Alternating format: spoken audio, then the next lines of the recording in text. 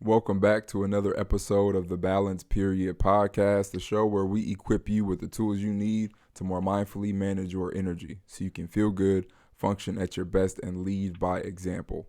I am one of your hosts, Raymond Ashiel, aka Recovery Ray. As you can see, Nick isn't here with us today. He is here in spirit though, and we look forward to having him back on the show soon. But before I introduced our first guest for Men's Mental Health Awareness Month, I have a couple things that I want to share. First and foremost, I want to let you all know that we have created a Facebook group, and it is called Generational Wellness Creators by Balance Period. It's a private group, but you can find a link to that on any of the links in our bios on social media. But this group is designed to be an outlet for the show and for our brand as a whole, to where we're able to build a community around individuals who are committed to investing in their wellness and creating generational wellness, which is passing down healthy habits from one generation of a family to the next. So definitely check us out there.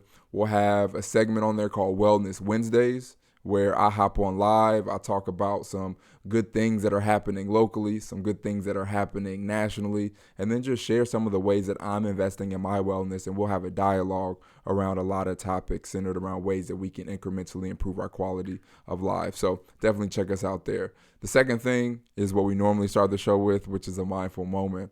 And so as we continue to talk about mental health and expand our awareness of our own mental health, it's important to have tools and tactics that we can turn to that will help us maintain a mindful and present perspective so that we can be more responsive instead of reactive to the things that we experience internally. So breathing is a fantastic way to do that, as you all know. And I'm going to guide us through 2 rounds of 4-7-8 breathing. 4-7-8 breathing. 4-second inhale, 7-second hold, 8-second exhale.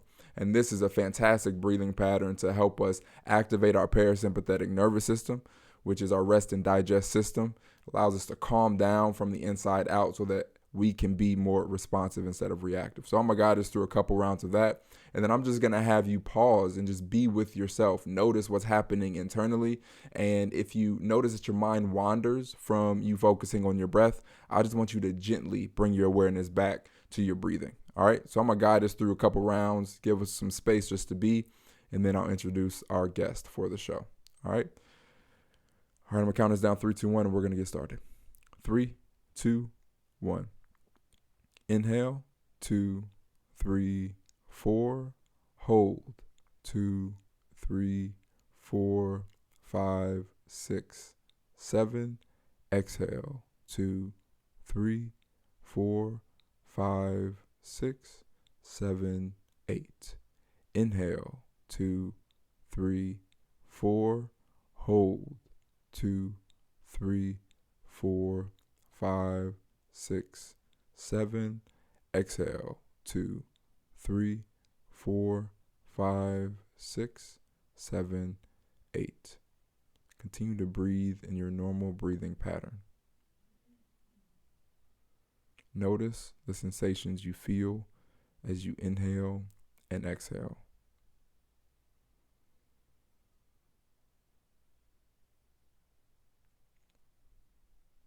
If your mind wanders from your breath, gently bring your awareness back to your breathing and the sensations that you experience as you breathe.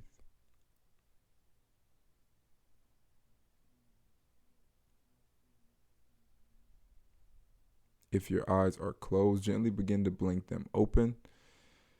Thank you for participating in today's mindful moment. Yes, as I say often after these experiences that we share with you, this is practice. This is practice, and it is the repetition that you put in to intentionally breathing that will help you be able to utilize it as a tool in moments that matter the most for you. Okay, so keep that in mind. All right. So as you all know, last month we had 4 fantastic, sensational stories of women and their mental health journey. But for the month of June, we are sharing now stories of men and their mental health journey. So fellas, get ready to hear some sensational stories and to learn some ways that you can continue to invest in your mental health from this month forward. All right. So the guest that we have for today is a guest that we have had on the show before. It was episode 106. And man, I have known this brother for a long time. We have been on our personal development journeys together since around 2017, 2018. And the growth that I have witnessed in his life has been amazing. I'm grateful to have him as a peer mentor and as a friend because he keeps me accountable as I continue to develop into a better version of myself on a regular basis. And so I'm excited to have him here to share his mental health story with us today. He is a transformational thought leader. He is a speaker, powerful speaker. I've got to throw that word in there. And he's also the creator of the Take Care Life Coaching Program. Help me welcome to the show Dr. Josh Posley. Not a doctor yet, but he'll get there. Josh Posley. How are you doing today, Josh? I'm doing excellent, man. Thank you for having me. How are you? I'm doing well, man. I'm doing well. And like I said before, I'm excited to have you here to have this conversation. I know you shared a bit of your story back in episode 106, but I'm really looking forward to diving a little bit deeper into your journey of mental health and how you made it to where you are today. But before we do that, I want to give you the space to share who you are, what you do, and what inspires you. Okay. So again, thank you. I just want to express gratitude just for even being on the show. I know that you have a large network. You could ask anybody else to be on here, so I don't take that lightly. I'm Joshua Posley. I'm a purpose-driven transformational thought leader. My purpose is to uplift, inspire, and empower others to learn more, to do more, and to be more. And ultimately, my life mission is to be the example as I teach the world the importance and the power of investing in our personal growth and development journey so that we can live a life abundantly above what we can ask or think. Now that small section at the end, abundantly above what we can ask or think, if you know me, if you follow me on my platforms, you'll see that I talk about that section a lot. That comes from my favorite scripture, Ephesians chapter 3, verse 20 says, God is able to do exceedingly abundantly above what we can ask or think. But that's according to the power that works within us. So ultimately, my main inspiration is how can I get that abundantly above what I can ask or think, according to what I do with my time, attention, and energy to bring forth these things. Ultimately, in going on my mental health journey, I realized the importance of that we can bring about anything that we can imagine based on how we think, the habits that we practice, as you always say, and what we do consistently. And so, yeah, ultimately, just I'm in the business of just making sure my mind is in order, my actions are in harmony with those thoughts, so I can bring forth the future that I believe that we should all experience, which is a prosperous, abundant future. Mm. Yeah, that's powerful, man. Thank you. Thank you for the work that you do. I know we kind of work alongside each other, and it's nice to have someone else in a similar space that is pushing the message of investing in your wellness because it's just important, not only for us and our quality of life, but the quality of life that we are showing our next generation that they can live too. So thank you for the work that you do for sure. Absolutely. All Thank you. right. So, yes, for sure. Before we dive into his mental health journey, I just want to say you looking fresh today. I like that shirt. Shout out to the Balanced Spirit shirt. This is my favorite shirt. I'm not gonna lie. Yeah. So if This y'all shirt is haven't top seen tier. it yet, I'm not even gonna wash it. I gotta take it to the yeah, dry cleaner. go to the shop. See, I keep mine hung up in the closet too. So I keep it hung. I wash it, but I don't throw it in the dryer. I keep it hung. I care for it different. I care for it different. See, see, you a good one. I don't even fold it. Just take it to the dry cleaner and hang it up. You see, it's crispy. Man, it is. I like it. If you haven't got yours yet, go to shop.balanceperiod.com. Count the piece over perfection tea. All right. So let's dive into your mental health journey. All right. Now, you Let's can do take it. it as far back as you see fit, but I just want to know a little bit more about your experience with mental health and kind of how you've made it to where you are today along that journey. So, I would say the deepest awareness of it started in 2017. But prior to that, just I would say starting in about 2012 is the earliest that I can go back and see different times that I just was aware of really been in an uncomfortable mental state. So and I would say 2012, I started off playing football, University of Cincinnati. That was the first really uncomfortable feeling that I had being away from home. I was playing football at a top 25 school, had a lot of pressure to be a true freshman, just really getting used to adulthood. And I graduated early from high school. I only did one semester of my senior year. And then in January, I was enrolled as a freshman at Cincinnati. So I yeah, it was uncomfortable. I felt like I was kind of thrown in the fire in a lot of situations, and so that started things being uncomfortable. Throughout that time, I dealt with some things of uh, coaches that tried to make my experience, my college experience, not good. Going into my sophomore year, my parents got a divorce. I experienced several deaths and things. Relationship was not going how I wanted it to go. But again, I'm unaware of what mental health is, what it looks like for somebody to have good mental health. And at the time that I wasn't really educated on the true power of mental health at all. And so I'm thinking that bad mental health means that you have like schizophrenia, you have some severe mental health disorder, Mm, but not being aware of all the aspects of what it truly means to have good, healthy mental health. Also, going back, fast forward, going to 2017, reached my lifelong dream of playing in the NFL, and got it taken away from me. I had an injury. I tore my pectoral muscle here. Felt like all of this kind of mm, just ripped out. Had surgery. Was blessed to get another opportunity to play with the Chicago Bears. I'm balling. I'm on the practice field. I'm doing my thing, and it gets torn again.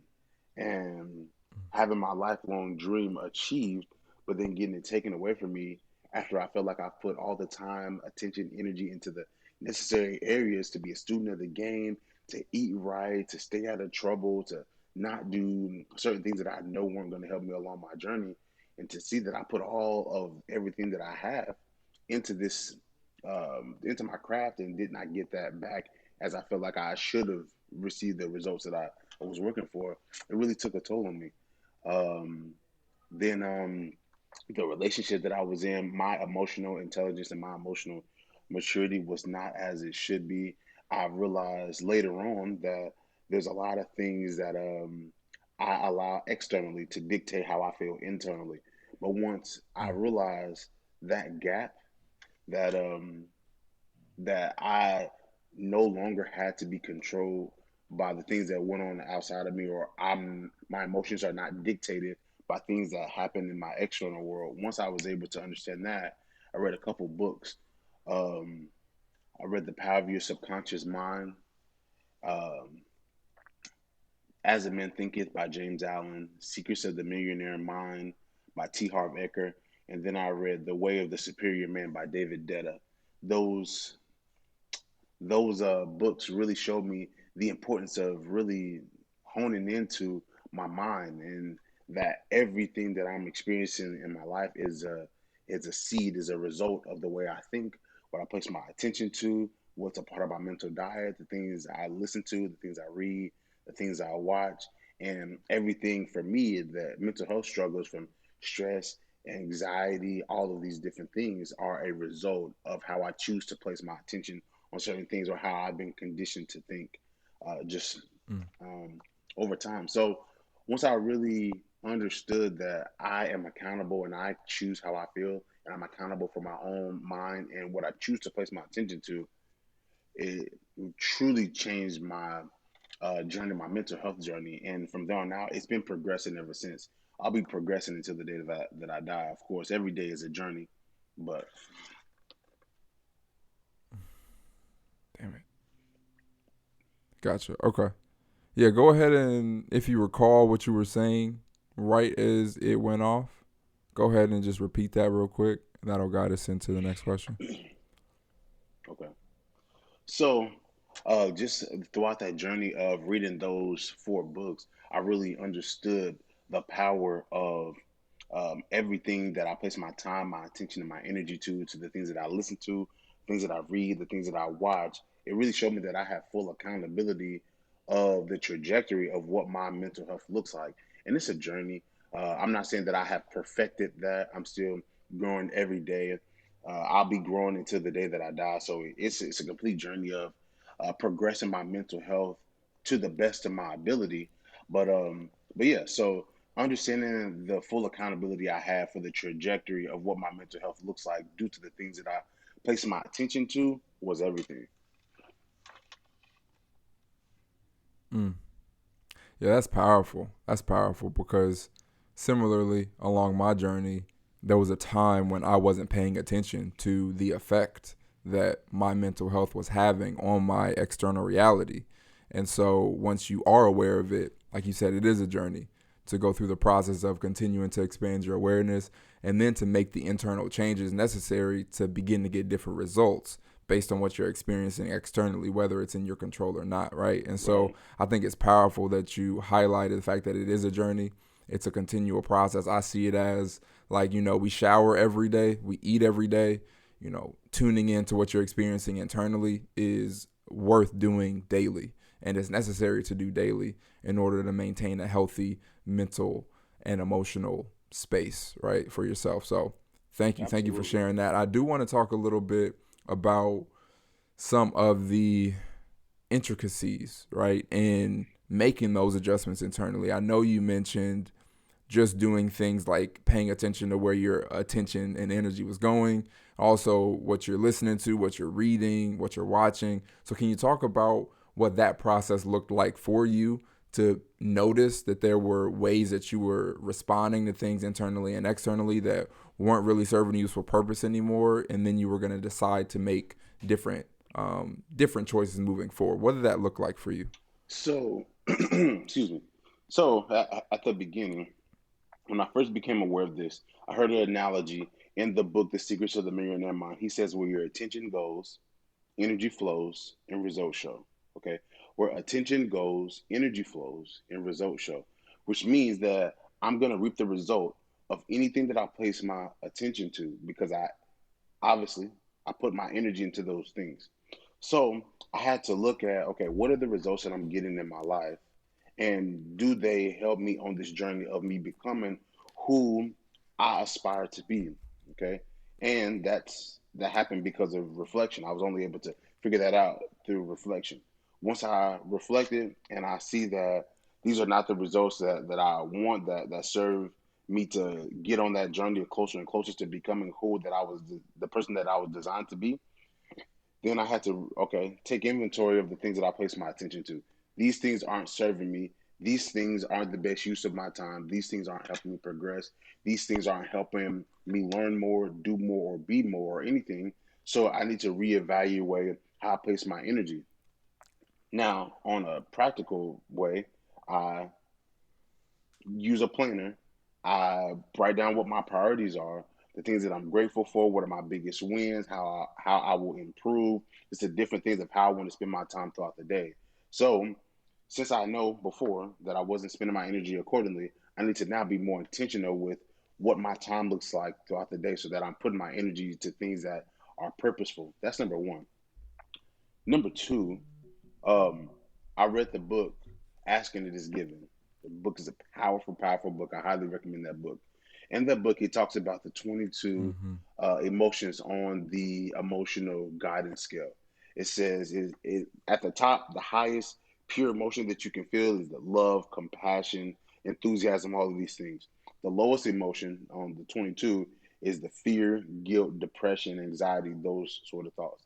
So once I started to get deeper and deeper into my mindfulness practice, I was able to stop and be present of the way that I feel and associate that with these thoughts that I'm thinking in my head. I can completely define which emotion that is, how it physically makes me feel, and how I can exchange that with the thoughts that I want to feel, which gives me power again because now I am not just dictated by outside circumstances to force me to condition me to feel a certain way. I can stop, be present of the emotions that I feel. understand how that's physically making me feel, and choose how I am going to feel instead. Now, everything is easier said than done.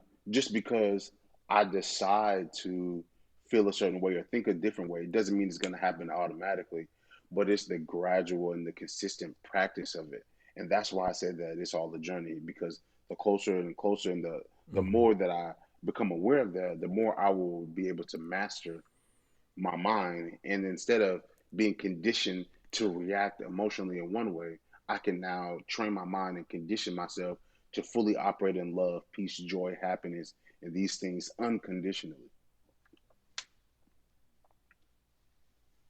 Right. Yeah, yeah. Appreciate you referencing Asking It Is Given. That is a powerful book. I do highly recommend our listeners go check that out too.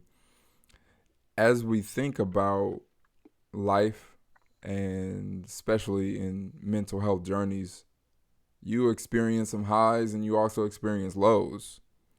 And so, in those moments when you experience the low point mentally, how did you go about bringing yourself back to a place where you wanted to be? Because I know sometimes it can be hard, and I know personally, I didn't really think about asking people for help in those moments. I think it was just a conditioned response to feeling like I'm at a low point. It's like I got to figure this out on my own.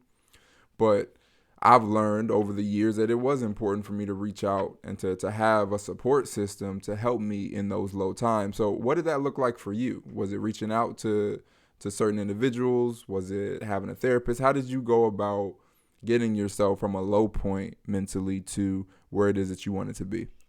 I would say the power of relationships is just remarkable. Um, from peer mentors to accountability partners to just genuine friends.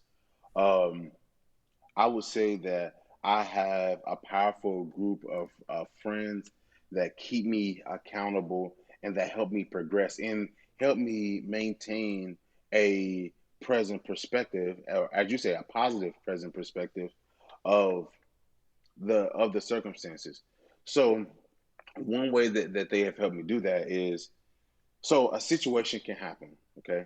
One of my favorite quotes ever is that nothing has meaning but the meaning you give it. So nothing is either good or bad, but our thinking makes it so. So since I know that all these situations are neutral, if I associate them with a negative connotation or something, that means that my perspective is out of whack. That's what it means for me. In my relationships and my core friend group, I can talk to them and they can give me a present perspective and let me know how, in one way or another, that the way that I'm going about this is conditioned to past experiences or things that have gone on that I would associate them with in the past. So I would say the power of relationships is everything. Um, I would say I get into a lot of knowledge. I really am a thought leader. The only way that I can be an effective thought leader is if I, number one, take the time to learn. Um, I learn a lot from podcasts, from YouTube videos, or certain Instagram accounts that pour into me in the way that I need to be poured into. My dad is a huge mentor for me. You are a great mentor. So I really set out all the things of who I want to learn from and how I best receive knowledge. So how I can learn. And I maintain that neutral perspective on things so that I'm able to learn from these situations. I have talked to therapists. I highly recommend that. Um, very, very, very effective. Once I learned to put my pride aside and address aspects of my ego that made me have some sort of anxiety, to talk to somebody and be transparent and vulnerable with these things, it's really a it's really a freeing feeling. But yeah, I would say that those are the main two things that help me in those low points. Nice, nice. Yeah, it is definitely a practice in and of itself to release some of those conditioned thought patterns to say that, nah, it's all me. I'm doing this on my own. I'm going to figure it out. to bring some people in that you trust to help you get beyond those low points. So yeah, thank you for sharing that. Nah, definitely. All right, so let's go into the last few questions here. Okay. The first is going to be on some of the habits that you practice to help you maintain optimal mental and emotional well-being. So what are some of those things that you do on a daily basis to promote your mental health? So, first and foremost, my morning routine is crucial. Like, I try not to do anything, not even trying. I don't do anything before doing my morning routine. My morning routine is a set of things that I do to keep my mind to number one, set the tone of my day so that it keeps my mind in order of how I want to think as I progress on throughout the day. Because I can plan out my day. I can say how I want my day to go, but 9 times out of 10, it's not gonna go exactly how I plan for it to be. So I need to learn how to adapt to how the day is gonna go. But in order for me to effectively adapt, I need to put myself in the right mental space to even be able to do that. So with that being said, I do the same thing every day. I wake up, I grab my phone to go to my Bible app. I read the verse of the day. Set my phone down. I'll go out and I actually have them right here. I go out and well, then I'll read a devotional. It's a small scripture about a paragraph and a half of, explaining what that devotion of the day is, and then a prayer at the end. So after that, I'll get into my journal. So our journaling has been crucial for me. I used to have really bad social anxiety as far as articulating my thoughts, and it's crazy to think that I'm a public speaker now when I used to be super nervous to get in front of people and speak at all. But one of the biggest things that helped me be able to speak effectively is to become fully aware of the things that's going on in my mind. And journaling has helped me do that to a T. So after I journal, then I get into my planner. The planner that I use right now, the Take Care planner, is about to come out very soon, so everybody stay tuned. But the planner that I use right now is the Panda planner. The reason why I like this planner so much is that number one, it helps me get focused for the week. It has me reflect on last week, my biggest wins of last week, and then how am I going to improve this? What are 2 ways that I can set aside that I'm going to improve this week? What are the things that I'm going to do to make this week great in my work life, personal life, family and friends, relationship? So it really just has you map out a lot of different things, mapping out your goals. But on the daily part of it, it helps me get things into perspective. What is my focus of the day? How am I going to exercise today? What is the daily habit that I'm working on improving? What are 3 things that I'm grateful for? So those are the type of questions that I need to keep my mind in order. After that, I go to the gym, get my blood flowing. Um, I and number not only does it help my physical body, it helps me to practice a daily discipline. Um, so yeah, it just helps me with my consistency. After that, After that, I eat the same breakfast every day. My oatmeal. Gotta get the cinnamon in there. Get the blueberries is good for your brain health. Good for antioxidants. It helps your brain function. But doing those things, it helps me just go about the day, put my best foot forward. Because if I don't do that, I'll wake up, look at my phone, go to social media, and I just talked about that I'm going to get some sort of result of the things that I place my attention to. So I don't choose my thoughts in the morning. I'm just influenced by what I see from social media, or let's say it's from a text message or a Mm-hmm. call or something. Or if I just get up and just, okay, start working and getting into things, I haven't even properly prepared to put myself in the right mental space to be able to work effectively. So that morning routine, and I Mm-hmm. do a lot of different things for my mental health, but that is non-negotiable. My morning routine is non-negotiable. Mm. I like that. I like that. Yeah. In the balanced blueprint, step 5, we talk about boundaries, and we talk about setting non-negotiable boundaries around the self-care habits that you find to help you feel good so you can function at your best. So it's fantastic to hear that you've taken your whole morning routine and say, no, this is non-negotiable. I'm doing this every day because I know this is setting me up for success. So that's fantastic. And for y'all listening, rewind that back, listen to his morning routine, and think about what you spend your time in the morning doing. And, think about if there's ways for you to make some adjustments on where you're investing your energy to start your day, and see if you'll get some different results as you continue along your journey. All right.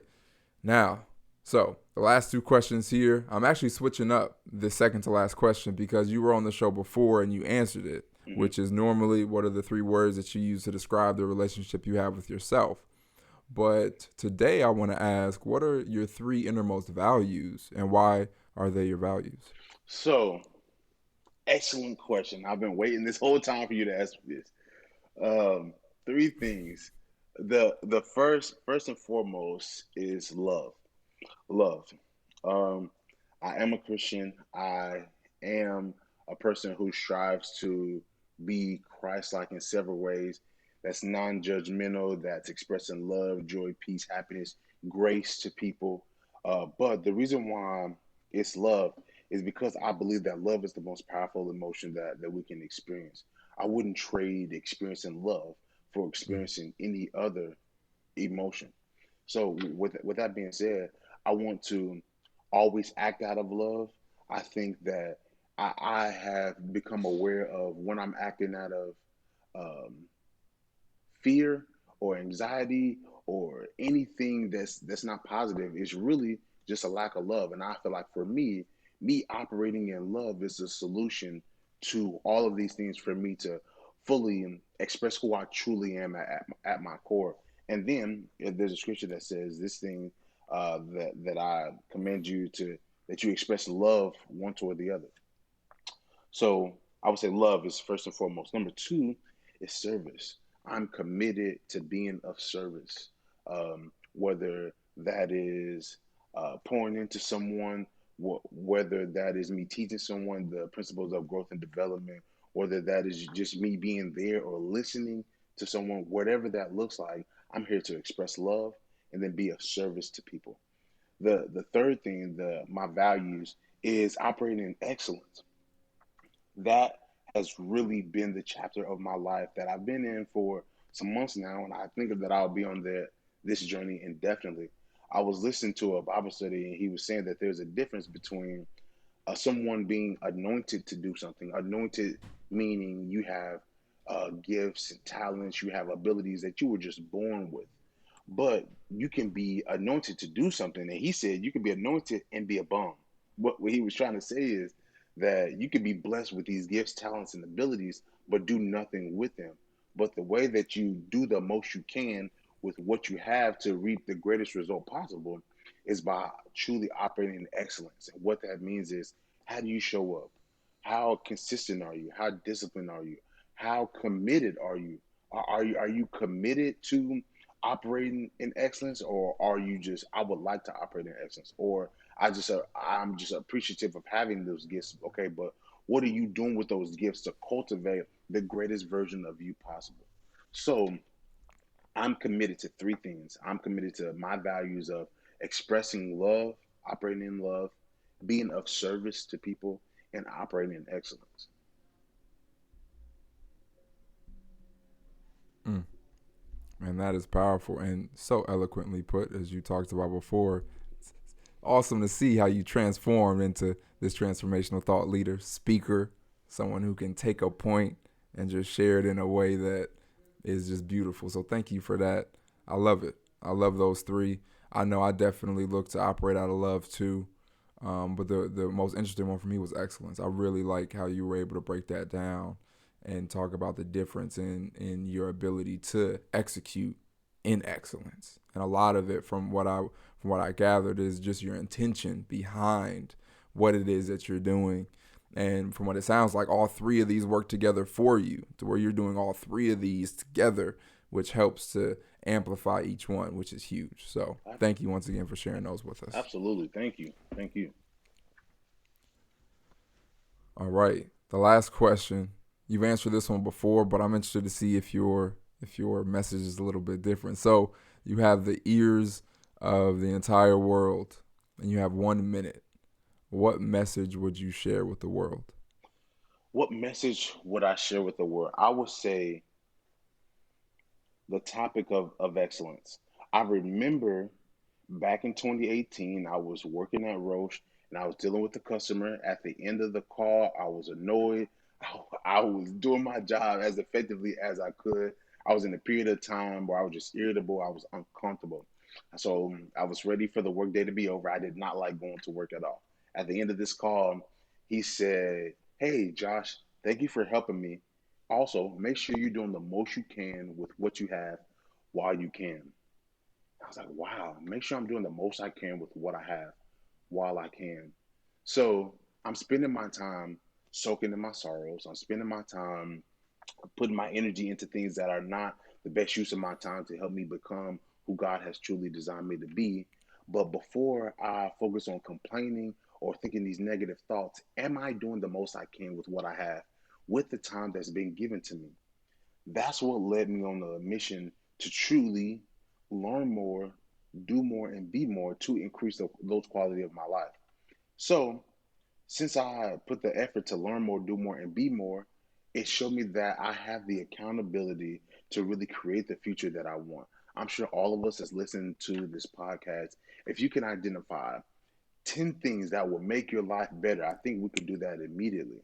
But the person that you want to become is learnable and it is attainable due to how we put our time, our attention, and our energy to things, how we operate with our mental diet, how we express our true values, the boundaries that we have for ourselves, and to ask ourselves, are we truly committed to things? Now, I know that things are difficult at times. Life isn't the easiest, but I was having a conversation with Tamika Catchings, and she gave me one of the most powerful quotes. She said that there are no difficult things in life. Certain things just require more commitment than others. So I was like, wow.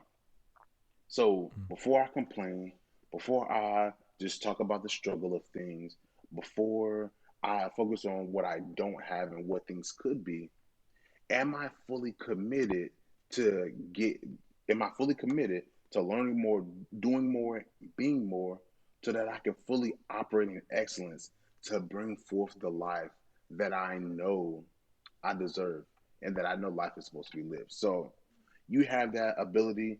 Just be accountable, be committed, focus on the things that you place your time, your attention, and your energy to in that life that you have always dreamed of, that you fully strive for. It is learnable and it is attainable. Mm. Man, there we go. Thank you. Thank you so much for that message. Similar to his morning routine, play that back, run that back, and pull out all those gems that he just dropped for us. All right. So I want to give you the space now, Josh, to share with everyone how they can get in contact with you and how they can support what it is that you're working on right now. So, number one, again, thank you, thank you, thank you for having me be a part of this podcast. I don't take it lightly. This is one of my favorite podcasts of all time. God's on the truth. You can check my listening history. Um, So you can follow me on my social media. It's all the same on every platform. It is J Posley underscore. It's JPosley underscore. That's on Instagram. That's TikTok. That's Twitter. All of these things. Also, you can follow my Instagram page for my Take Care Life Coaching Program, where we focus on teaching the principles of growth so we can increase our quality of life. And on Instagram, that is at X underscore take care. And this is the first time I'm announcing this, so this is a world premiere that I'm opening up one-on-ones again. I took a little bit of time to get the group coaching, and I'm still going to do that more. But for this quarter, I'm doing heavily on the one-on-ones until we transition. So you can go to my website. It is jposleyllc.com. So it's jposleyllc.com. Just click on the take care tab. That's for our Take Care Life Coaching, and you can book a session. So I look forward to connecting with you all soon. We have a lot of great things coming out from our planners to our journals, our one-on-ones, our guide. Just focus on operating in love, being of service to you, and then operating in excellence. Mm, I love that. We will be sure to link everything that Josh just mentioned in the show notes. So definitely check out his website, check him out on social media, and get connected with what he has going on. All right. So we have made it to the end of this fantastic episode. I'm going to leave us with some final words. As always, we are unable to fill anyone else's cup if our cup is empty. So be sure to prioritize time for self-care. Continue to learn, continue to grow, and develop your sustainable self-care system. Lastly, you don't have to be perfect in order to be great. So be patient with yourself and be kind to yourself as you travel along this journey of developing into the best version of you. Remember, all you have to do to improve your quality of life and become the change that you want to see in your family and community is get started and keep going. So thank you all once again for tuning into this episode of the Balance Period podcast, and we look forward to having you tune in next week for our next show. Peace.